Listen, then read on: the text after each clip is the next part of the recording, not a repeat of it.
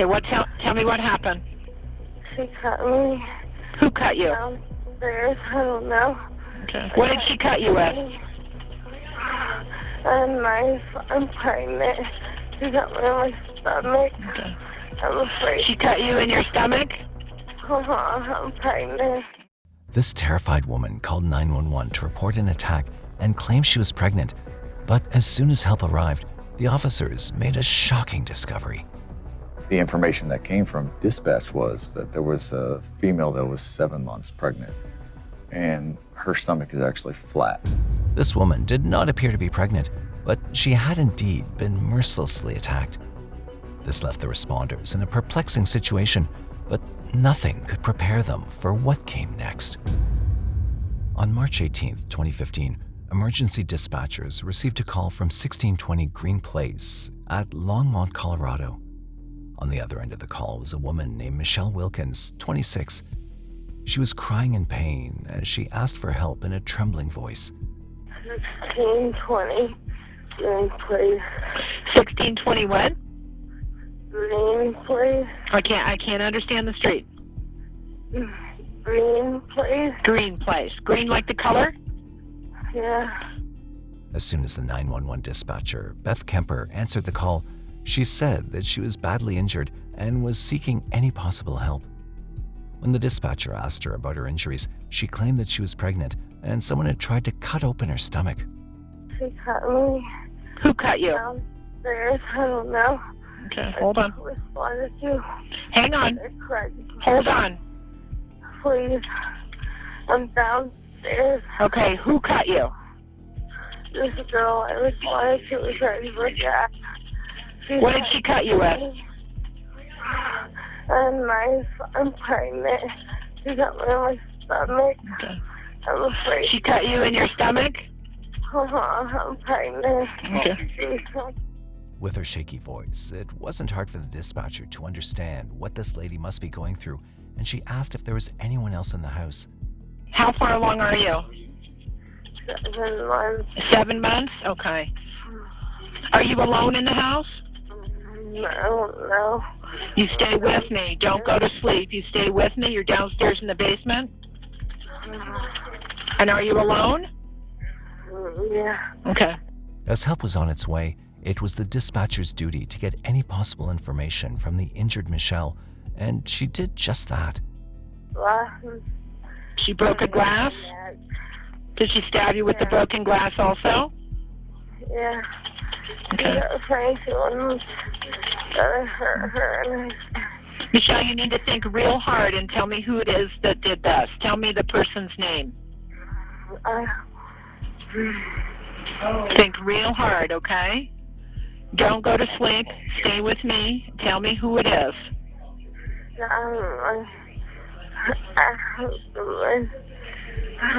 don't know. You don't know? Have you? Did she break into the house? Does she live there? It took every ounce of her strength for Michelle to even speak. However, she somehow managed to give some details related to the incident. I need you to take a towel and put it on your wound. How many wounds do you have? No. She did say all. More than one? Oh, yeah. Okay. Was anyone else in the house when this happened? Mm-mm. No? Just you and her? Were you having a fight? Mm-mm. The 911 dispatcher stayed with her until help arrived, and as soon as they reached there, they found her in the basement in a horrible state. Are they in the house yet? She's downstairs? Yeah, they're here. Okay, I'll let you go. There's a blood trail leading through the bedroom into the utility room. They discovered Michelle lying on a bed in a pool of blood. A small knife with a 3-inch blade was lying nearby. The officers found blood in the hallway as well, and even her clothes had turned red because of it, but there was something that made the respondents question her. She had claimed that she was pregnant, but her appearance stated otherwise. As soon as the respondents got to know about the real-time situation, she grew suspicious of the caller. Lieutenant Crew tells me that she wasn't pregnant, thinking that I just had a caller who was lying about that. The officers who had come into the house to help Michelle suspected she was portraying a false narrative to them. So I look at her and I'm just thinking that she's probably the suspect and the attacker, not the victim. She had lost the fight somehow. But there was no denying that Michelle was injured badly. Even her intestines were out, and she was bleeding profusely. Noticing her condition and the situation's urgency, paramedics swiftly took her to the hospital. Upon arrival, she was unconscious and admitted to the emergency room, having lost a significant amount of blood. Michelle was indeed in critical condition, but the question here was whether she was actually pregnant and had been attacked by someone, or something more sinister had happened here that was about to be unraveled. While the officers remained skeptical about Michelle's integrity, they immediately launched an investigation to find out the truth. As they started looking into Michelle's background, they discovered that the home where she was found was not even hers. This raised their first confusion about what she was doing there and whose house it was. Amid all the uncertainties, the officers found that this house belonged to a man named David Ridley, who had been living there with his 35-year-old wife, Dinell Lane, and her 2 daughters. The officers had found bills that belonged to Dinell, and from there, they determined that she was the lady of the house. But as the investigators found the answer to one question, they had another in front of them. If this house belonged to this couple, then what was Michelle doing there, in their basement of all places? And where was the couple? Before long, the investigators found Dinell had also been admitted into the same hospital as Michelle. The reason for Dinell being there was much more atrocious than the police officers had imagined. Dinell had also been attacked viciously and was undergoing treatment. The hospital staff described the scene of Dinell's arrival as one of the most terrifying. She'd entered the hospital with a baby and was drenched in blood. Dinell was screaming her lungs out in the hospital's hallway. "Please save him. I don't matter anymore. Just save him." Hospital staff also mentioned that the lady of the house had come into the hospital earlier with a baby that she said she had prematurely. Officers learned that Dinell too was pregnant, and they couldn't even imagine how distraught this mother must have been at that moment. However, at the time, as she was undergoing treatment, investigators sought information from her husband David. He revealed some dreadful things about the gruesome sight he'd witnessed back at his home. David stated that he'd received a call from his wife Dinell at around 2:04 p.m., and she asked him if he could drop by their daughter's school on the way home to complete some paperwork, to which he agreed. After that, he returned home at around 2:15, as he and his wife were supposed to go to the hospital for his wife's prenatal checkup appointment, but something horrible was waiting for him. Upon returning, he found his wife in an awful state in the basement. There was no sign of forced entry or break-in. Dinell had blood all over her body, which horrified David, but this wasn't the only shock he was going to get. Dinell told him that she'd just had a miscarriage and took her husband to the bathtub upstairs, where she'd supposedly given birth to their unborn baby. David immediately rushed his wife and baby to the hospital, unaware that Michelle was lying in their basement, severely injured. But the investigators still had no idea about why Michelle had been in their home. Since David had no knowledge of her, they turned their investigation toward other sources. The investigators already had their suspicions regarding Michelle, and they sought information from the person they assumed would know everything that happened on that day, Dinell Lane herself. Initially, she said she didn't remember anything and had no idea about any lady in her basement. Okay, was anyone with you at your house today? No, I've been by myself all day. Well, I've got a problem. There was a young girl in her apartment. And she was cut. Because we've got officers there right now. At my house? Yes. You know how that happened? I don't. There wasn't anybody there when I left. What's the deal with the girl? I don't know. She said there was no girl at my house, and she kept asking me if I was by myself today, and I said I'm always by myself. I was getting ready for my doctor's appointment, and she was like, well, did you have any visitors today? And I said, no. You sure you don't know who that lady maybe she was talking about? I don't know what's going on, sir. I really wish I did. I'm just about as confused as you guys are. That's what I'm kind of figuring out. However, as she was again interviewed by the detectives and they tried to jog her memory, she started revealing a chilling series of events, and it just got worse. Donnell stated that she'd posted an advertisement on Craigslist for some free maternity clothes, and Michelle had responded to it. She invited Michelle over to have a look at the clothes, and they talked for a whole hour. Donnell said Michelle seemed like a nice person, and when she was about to leave, Donnell remembered she had some baby girl's clothes too. She wanted to give these to Michelle as Donnell was going to have a boy, and they were of no use to her. Donnell directed Michelle towards the basement where the clothes were kept, but as soon as Donnell turned around to look through the closet, Michelle did the unimaginable. First, Donnell claimed that Michelle started attacking her in the basement. Donnell changed her statement and said that Michelle had attacked her with a knife kept on the counter, but she'd somehow managed to fight back. During their struggle, Donnell had cut her hand and had hit Michelle in self-defense, knocking her unconscious. But Donnell had thought she was dead, so she tried to save the baby. She claimed that as she was going to become a mother herself, she just couldn't let the baby die with its mother.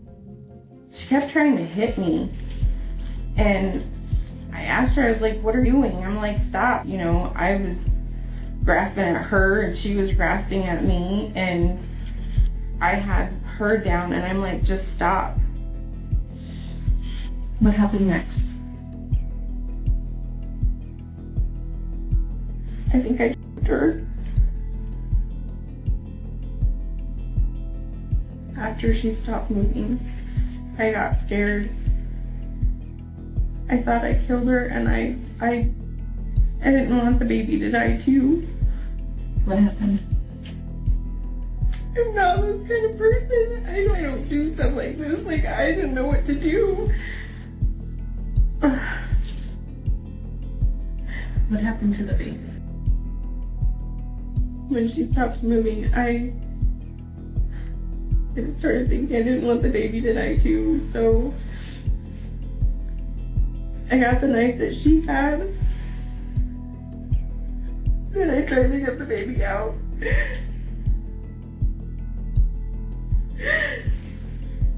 Did you get the baby out? Okay, is that the baby that's in the other room? For TV. Okay. Not mine.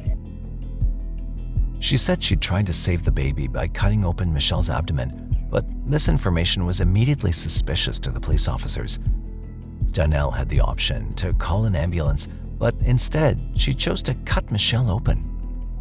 But something else that stood out to the investigators was how Donnell had kept changing her statements. Initially, she said that she didn't know about the lady being in her basement and claimed that the fetus was her own baby. Is there a probability that the DNA for the baby won't match you? No, she's lying. 100%? However, as soon as she got to know that Michelle was alive and had been brought to the same hospital, she changed her statement. She then claimed that Michelle had indeed come to her home, and for some reason, she started attacking herself. Donnell then claimed that Michelle had attacked her, and she fought back only to defend herself. All of this was confusing enough for the officers, but they were about to receive one more mind-numbing piece of information. In a stunning revelation, the doctor who was treating Donnell and Michelle disclosed that Donnell was not pregnant at all, and she'd never been in the first place. Dr. Leslie Armstrong stated that when Donnell came to the hospital, she'd consistently avoided undergoing treatment. Instead, she insisted on treating the fetus, but as soon as they started Donnell's treatment, they realized that she'd never been pregnant. This puzzled the investigators more as to why anyone would lie about their pregnancy, especially with her husband at the hospital crying inconsolably over his child's death. How had he not figured out that his wife was never pregnant? All of this didn't make any sense to the detectives until they looked into Donnell Lane's past. Donnell's pregnancies seemed to be totally normal, and there appeared to be nothing out of the ordinary in it. This was Donnell's second marriage, and she already had 2 teenage daughters from her first husband, while David had a daughter of his own. When they learned they were expecting a baby boy, their joy was boundless. Their family and friends had thrown a baby shower for Dynel and David, where they revealed that they decided to name their baby James. Dynel posted pictures of her ultrasound and her baby bump every now and then on social media. Everyone was on cloud 9 until one of David's friends noticed something unusual. She'd posted her concerns on social media and claimed that there was something odd in her friend's wife's pregnancy. She even went to the extent of claiming that his wife was actually not pregnant. On the day before the attack, she'd even claimed that his wife could possibly harm someone. When the investigators found the reasons for her speculations, they started to question their own minds. It turned out Dynel had shown some out-of-the-ordinary signs for a pregnant woman. Dynel confirmed her pregnancy in April 2014, but her husband never got the chance to visit the doctor with her. Dynel always used to visit the doctor on her own. Whenever both of them visited the hospital, they'd spend hours in the waiting rooms, but would end up not meeting the doctor. His wife would always say that she wasn't feeling well or something had come up and they'd end up leaving the hospital. This went on for months, and her husband never received any proof of the pregnancy other than what Dynel told him. Besides all of this, there was one peculiar thing that didn't seem right in any aspect. Dynel had been pregnant for almost a year now. She'd confirmed her pregnancy in April 2014, and even by March 2015, she'd not given birth to any baby. She kept extending her due date. First, it had been November 2014, then December, and then it became March 2015, but there was no sign of a baby. In addition to this, whenever a family member or friend asked her about the pregnancy, Dynel became aggressive and never gave them a proper reply. All of these things didn't fit and indicated only one thing. Dynel had been lying about her pregnancy for over a year. The truth, however, was far more disturbing than anyone could have imagined. To uncover the full story, detectives began to delve into the life of Dynel and her husband David. As soon as they got to know the reality of their seemingly loving relationship, they were surprised. In reality, Dynel and David were not on good terms with each other, as they always portrayed. Their relationship was falling apart. As it was Dynel's second marriage, detectives needed to investigate her first marriage as well to find answers about her. Soon it was discovered that Dynel was previously married to a man named Jason Cruz, and they'd been together for 12 years. Before parting ways in November 2007, both of them were blessed with 3 children, 2 girls and 1 boy. Michael Alexander Cruz, also known as Little Mac to his family, was their youngest child, born in 2000. He drowned at the very young age of 19 months while playing in his neighbor's pond. The incident appeared to have been a tragic accident, and there were no signs of foul play. The death of her youngest child caused Dynel immense trauma. After the loss of their beloved son, Dynel and James decided to undergo a hysterectomy as they didn't want any more children. However, this tragedy was not the only traumatizing thing for Dynel. It turned out that her husband also used to abuse her, and he was charged with third-degree domestic violence after he banged Dynel's head into a car. Still, these charges were dropped after Dynel decided not to move further with them. After Dynel and her first husband's separation, their interactions were minimal. Afterwards, Dynel responded to an advertisement on Craigslist. In 2010, a man named Robert Walsh was looking for a roommate, and as soon as Dynel showed interest in it, he let her move into the house. He thought that it was good to live with Dynel and her 2 daughters, as he also had 1 daughter of his own.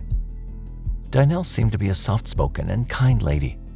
Between 2010 and 2012, Dynel held a nursing aid license and worked in this field. However, soon Robert learned that she was not always the person she portrayed herself to be. One day, Dynel told Robert that she'd been suspended from her job. But he soon discovered that this was a plain lie, and in reality, she'd been fired from her job. Soon things took a drastic change when Dynel was arrested and taken into custody for an unresolved traffic violation after she'd failed to appear against the warrant for the same violation. Later on, Robert had to bail her out, but shortly after, both of them parted ways as roommates. As life moved forward, she met David, got married to him, and claimed to be carrying his child. However, with all the speculation building up against Dynel, David had had enough. He finally asked Dynel to prove her pregnancy, otherwise she and her daughters would have to move out of his house. They both agreed to this, and they were supposed to go to the hospital for Dynel's checkup on the very same day as the incident took place. Things were beginning to add up. By this time, Michelle had also woken up and was ready to make some shocking revelations that were going to provide all the answers. When they wheeled me into the operating room, pain was starting to come online wrong. And this person standing over me put a gas mask over my face, and then everything faded out again. Michelle stated that she and her boyfriend, Dan Asick, had learned about her pregnancy 7 months prior to the incident. She was pregnant with a daughter and had decided to name her Aurora. Michelle was looking for maternity clothes, and that's how she landed on the advertisement posted by Dynel on Craigslist. I was using Craigslist quite a bit when I was pregnant. I found a lot of things for Aurora. For the most part, I felt pretty set. I was just in the process of trying to find a crib. And in looking for that on the free section, there was an advertisement for maternity clothes. Dynel had lured her in with the advertisement, claiming that she was willing to give away maternity clothes for free. Michelle reached Dynel's home around 11:51 a.m. and was welcomed by a seemingly kind Dynel. She was holding her stomach like she was pregnant. As we went upstairs and into her bedroom, and she immediately started pulling out all the clothes that she was talking about, asked me which ones I wanted, put them in a bag for me. After collecting everything needed, Michelle was about to leave, but Dynel kept talking to her, and Michelle had sensed some loneliness in her. She seemed kind of lonely. She even talked about that she had 2 teenage daughters, and they didn't want to hang out with their mom, and her partner was at work all the time. Both of them ended up talking for almost an hour, and as soon as Michelle was about to leave, Dynel played another card from her deck. And I remember as I reached out to and had my hand on the doorknob, and she said, "Oh, I might have one more thing downstairs. Do you want to come take a look at that?" And even though I had an intuitive sense that you have everything you need, it's time to go, there was another part of me that wrote that and said, "She's lonely, just be polite." And so she closed the door in front of me. Michelle stayed there with Dynel because she was empathetic, only to later discover that Dynel had something sinister planned for her. As soon as they reached the basement, Dynel pretended to search for something. Michelle tried to leave, but Dynel decided to do the unimaginable. She was looking really frantically in one of the rooms. And I just had this feeling, it's just time to go. And so I went to walk out, and so she would meet the stairs. And she struck me from behind. And my first thought was, did I have a spider on me? And she said, "Yeah, I think I got it." But then she started almost like grabbing at my back. As soon as Michelle heard what Dynel said, she said she was shocked and just wanted to leave from there. However, Dynel showed her true colors and attacked the pregnant Michelle violently. She's grabbing me, she's touching me, and so we're wrestling, and she shoves me backwards into a bedroom.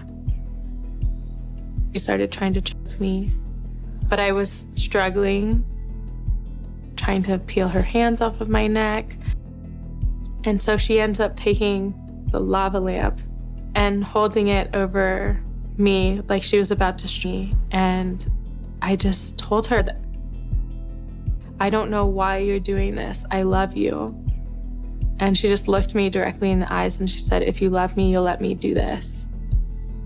And she broke the lava lamp over my head and took the broken end and stabbed me in the neck with it. "If you love me, you'll let me do this," seemed like a statement from a psycho themselves. It was then Michelle fell unconscious and thought she was going to die. Last thought before I lost consciousness was, I can't believe this is how it ends. I have so many angels and spirits on my side. How is this how I die? And everything faded to black. After regaining consciousness, Michelle immediately called for help and was taken to the hospital. Michelle described how she fought for her and her daughter's life. However, tragically, her daughter Aurora did not make it. I remember being at the hospital, and before they even took out all of the tubes, I asked a question with my eyes of what happened to Aurora. I found out that she didn't make it. I went into a full-blown panic and really going into some of the responses of what happens to your body after trauma. Michelle held and dressed her daughter Aurora for the first and last time in her arms 2 days after the incident. Michelle sang for her daughter before she finally said goodbye to her. I did all the things that, a mom would want to do. I read to her, I dressed her, but not being able to witness her first breath or her first smile or even seeing what her eyes looked like was extremely difficult. During Michelle's recovery, even the 911 dispatcher, Beth Kemper, visited Michelle, something she'd never done before. That day, I left shift, went to the hospital, and went to the ICU. Now, I have never done this before in my life. I've never seen anyone that I've had contact with over 911. And I couldn't believe that she was alive. And I told her who I was and that it was her that saved herself, that it was her. That if she wouldn't have remembered that address, if she wouldn't have woken up. Doctors determined that Michelle's injuries were not something that a random person could cause. The cuts indicated the work of a professional or a specialist. It took 2 months for Michelle to recover from her physical injuries, but her emotional recovery had a long way to go. After Michelle's statement, it was crystal clear that Dynel was at fault. But what was more unsettling was that a mother of 2 committed this vile act, especially to another soon-to-be mother. Now all the detectives needed to uncover was the reason behind it.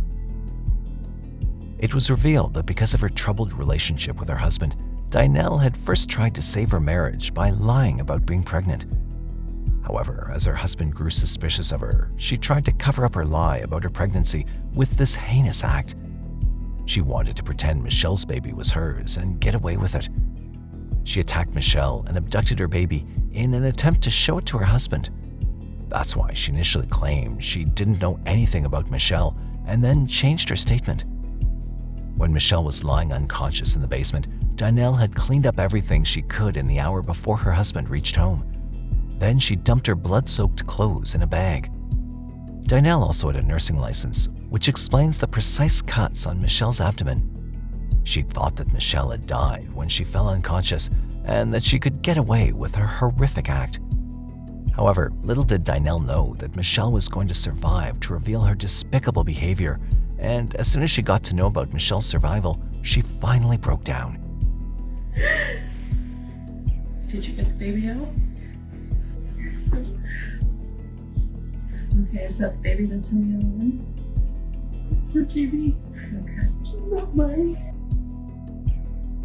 Finally, on the same night of the incident, on March 18th, 2015, Dynel was arrested after all the truth came to light. Dynel's trial did not begin until February 17th, 2016, and she pleaded not guilty to all charges in the Boulder, Colorado court. However, the evidence collected and testimonies against her stated otherwise. Michelle's testimony proved to be the most crucial for the case for obvious reasons. She explained about the harrowing incident she had experienced back then and how Dynel was responsible for it. Although the defense argued that Dynel had not pre-planned the attack and it was an impulsive act, it was determined that she was aware of what she was doing. Prosecutors presented all the evidence from the crime scene in court. Throughout the trial, Dynel sat quietly as Michelle recounted the events leading up to the attack and her struggle to survive. she came at me, and I just kind of reacted, and then we ended up in my daughter's room, and she just kept trying to hit me. And I asked her, I was like, what are you doing? I'm like, stop. Dynel was only seen crying when her initial statement was played out in court, where she falsely accused Michelle. On February 19, 2016, the jury convicted Dynel of first-degree attempted murder, unlawful termination of pregnancy, and 4 counts of felony assault. She was sentenced to 48 years on the attempted murder charge, 32 years on the unlawful termination of a pregnancy charge, 10 years each for 2 first-degree assault convictions, and 5 years for 1 of the second-degree assault convictions. All those sentences, except the 5-year second-degree assault count, were ordered to be served consecutively. Dynel was sentenced to 100 years in prison on April 29, 2016. Ms. Lane planned this attack and left Ms. Wilkins to bleed out and die. Ms. Lane is to be sentenced to a sentence the court finds, having considered the mitigating circumstances and the aggravating circumstances, that totals 100 years in the Department of Corrections, to be followed by the mandatory periods of parole. The prosecutors didn't file any murder charges against Dynel, as they had no solid evidence that the baby had lived outside the womb on her own, and there was no sign of live birth. Because of this, Dynel did not get any sentence for the loss of the child. Instead, the case was characterized as an instance of fetal demise. While giving her impact statement, Michelle had Aurora's picture with her and chose to directly address Dynel. There were atrocities committed against me and my daughter that sent a ripple of pain out to so many others, and they must be addressed. Those committed against Aurora's father and all of her grandparents, against law enforcement and first responders who cannot unsee the trauma that you created, and against your partner and daughters who surely have guilt, shame, and trauma of their own to wrestle with for the rest of their lives because of you. I did not learn until the trial just how many opportunities you had to do the right thing and then chose not to. You knowingly left me to die multiple times. The only tears that you shed during the trial were those of self-pity to the sound of your own voice as your lies were slowly revealed. And yet, even now, you cannot come clean about what actually occurred. You embraced your narcissistic fantasy to fulfill the lie you created, and it was more important than my right to live and Aurora's right to live. This is a picture of her. Dynel tried to appeal her conviction in July 2020, but it was upheld by the Colorado Court of Appeals, rejecting her arguments and confirming the verdict. With Dynel behind bars, Michelle started afresh in her life and said she's happy that Dynel will not be able to hurt anyone anymore. There was relief for me to know that she was going to go somewhere where she wouldn't be able to hurt other people. Michelle had already forgiven Dynel and decided to move on in her life. So no, I do not hate Dynel, but I am angry for all of the pain she has caused, the deceit, and for her selfishness. And this element is hardly fathomable for me. She also didn't miss the chance to thank the people who gave her a new life by saving her. She visited the 911 dispatcher and the first responder with cookies to thank them, and they were delighted to see her healthy and smiling once again. Michelle has found peace in pottery, and she says this has helped a lot in healing. She's become a therapist treating people who face mental issues. By God's grace, Michelle remains hopeful of conceiving again in the future, longing deeply to welcome another child. Yet she continues to mourn the loss of her beloved baby, Aurora. May the soul of little Aurora rest in peace, forever cherished in everyone's heart. So what do you think about this case? How could a mother cause such atrocity to another mother? How do you think Dynel had planned to get away with her actions? Let us know your thoughts in the comment section. If you liked today's video, please consider exploring our channel for more fascinating content. Don't forget to like, share, and subscribe to stay updated on our latest videos. Also, if you have any crime stories that you'd want us to cover, please drop your suggestions in the comments below. Thanks for being a part of our true crime community. Shout out to these incredible true crime lovers. Your support truly keeps us going. To the rest of the Mysterious 7 family, if you want to get in on the action and get a shout out, join our Crime Police membership today.